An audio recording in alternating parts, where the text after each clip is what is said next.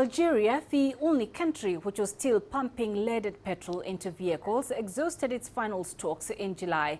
This brought an end to the use of leaded petrol globally. Following the success of its campaign to end the use of leaded petrol, the UN is calling for similar initiative towards emissions-free transport and tackling climate change. Alexandria Majalla has more.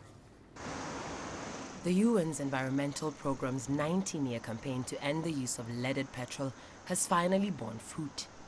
Leaded petrol has now been eliminated after the world's last remaining stocks were used up last month.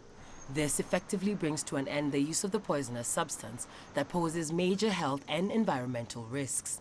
Leaded fuel illustrates in a nutshell the kind of mistakes that humanity has been making at every level of our societies.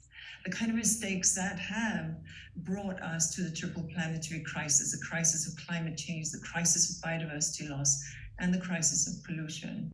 According to UNEP, the petrol contaminates air, soil and drinking water and can cause heart disease, stroke and cancer. Some studies have shown it harms brain development, especially in children. The agency worked with governments, businesses and civic groups to eradicate leaded petrol, ending its use after a century and marking a huge milestone.